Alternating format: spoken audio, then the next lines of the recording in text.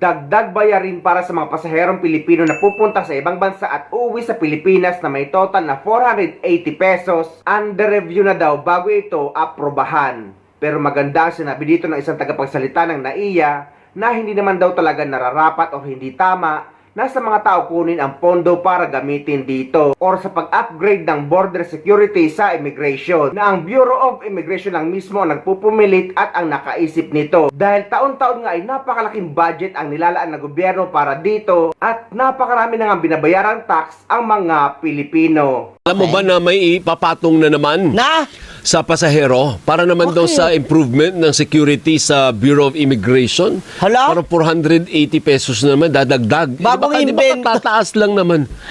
Bagong invento na naman.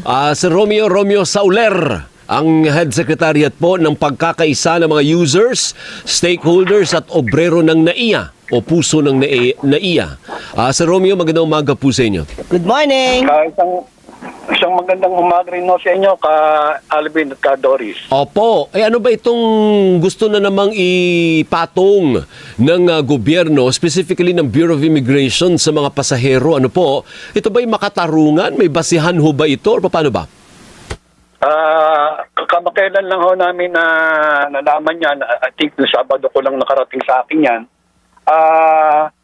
Nakakapanglumo, kinasabi niya, maaari natin sabing legal yan, pero tama ako sinabi niyo, moral ba ipatupad ngayon yan, 480, paramihan ngayon ng ano ay naghihirap na, lalaki na ng mga bayarin. Yan ho ay paano ng issue na under sa Department of Justice. So, hindi ho namin pinag-aaralan pa ho namin ngayon kung dumano sa regular bidding process yan, kung saan nanggaling ang pondo na yan. Kung dumano sa regular bidding process yan, under ho ng GAA yan. Opo. Dumano ho ng GAA. Hindi, pero bakit ang tao, ang pasahero ang sasalo? Hindi ba pwedeng gobyerno ang sasalo? At ito ba Parang hindi ba dapat gobyerno ang sumalo? Tama ho kayo. Yan din ho ang aming ang bili po namin na hindi na dapat ipasalo pa sa gobyerno sa mga mamamayang Pilipino yan eh. Lumalabas ho, parang indirect taxes na naman yan eh.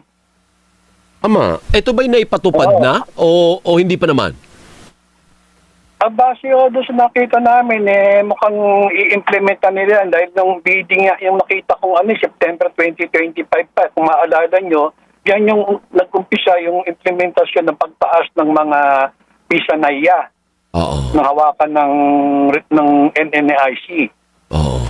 Ay, hindi naman ito inutos ng NNIC. Ito ay galing mismo sa Bureau of Immigration, Romeo?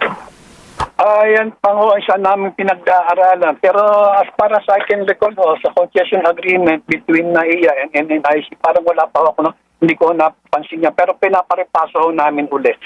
Opo, kasi pinapasa po kami. Gusto sana naming maliwanagan. Ang sabi ng DOTR, BI daw yan ang dapat magpaliwanag. Okay. Bureau of Immigration.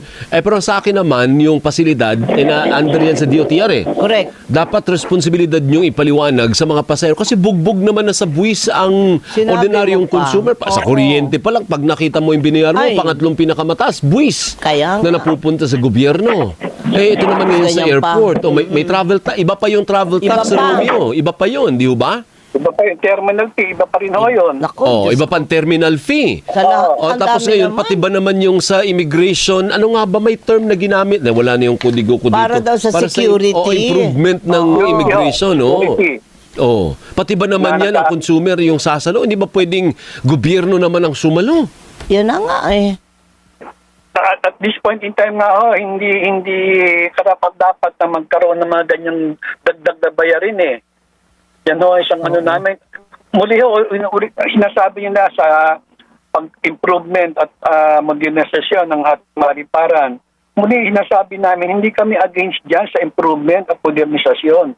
Pero dapat yan maisakatuparan sa maganda at makatarungang pamamaraan. Ito hindi na makatarungan yan Opo. Paano gagawin natin? Yan, Anong susunod mo hakbang Oo. ng grupo po ninyo? Ay amin hong pinag-aaralan nga ho at siguro sa mga darating na araw ay makikita nyo. Paparating ho namin sa inyo kung ano yung mga hakbang namin gagawin. At muli, yung ulitin ko, titingnan namin kung part pa rin yan ng concession agreement. Kasi nung mga nakaraang nakaraang buwan pala, may binanggit si GMNS ng NAIA, yung mga self-service kiosk o sa check-in. Nabanggit niya na MIAA ang nag-provide yan at ino-operate lang ng NNIC. Which is, sa amin, hindi tama yun.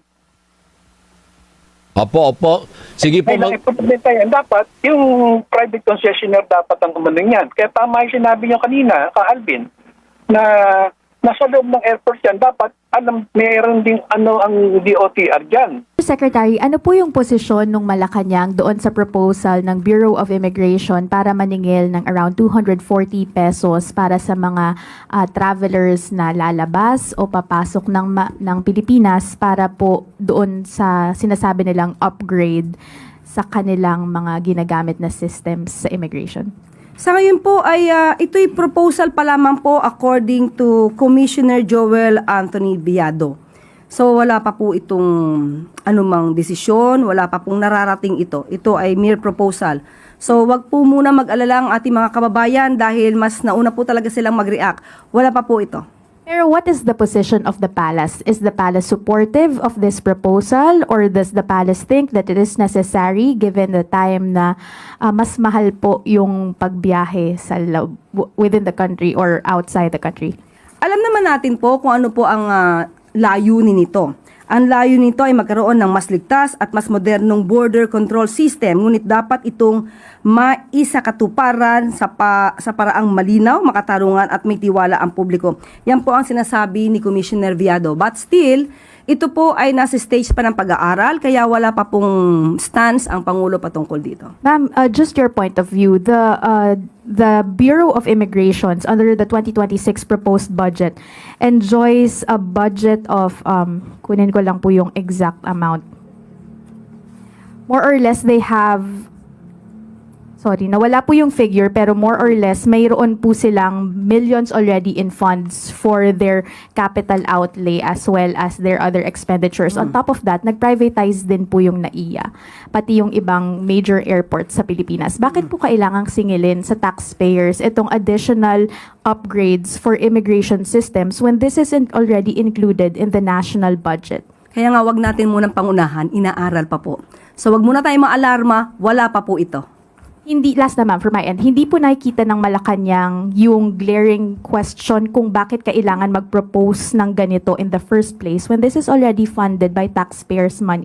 Kaya nga po, proposal pa lang. So pwedeng barilin, pwedeng hindi ipatupad, pwedeng hindi matuloy. So kaya wag muna tayong maalarma dahil wala pa po talaga to. It's just a proposal. Ngayon nga, halos sa karamihan sa mga ahensya ng gobyerno ay wala ng pondo. Isa na dyan ang eGov app na isang government app. Paano ito nawala ng pondo? Saan ba nila dinadala ang mga tax na binabayad ng mga Pilipino? Kaya tama nga rin dito ang sinabi ng dating child star na si Charlene San Pedro dahil sa laki ng binabayaran niyang tax taon-taon. Ano to? Bakit magcha-charge na ang immigration ng 480 pesos per passenger? Eh di ba nagbabayad naman na ng travel tax pag aalis? Ang dami niyong pinapabayaran sa amin! Hindi naman maayos-ayos ang gobyerno, leche! Di bali sana kung maayos magbabayad talaga! Nakakairita! Nako, kung alam niyo lang kung magkano binabayaran namin taong-taong sa tax na yan, kaya talagang nakakabuisit. Nakakabuisit na gantong Pilipinas.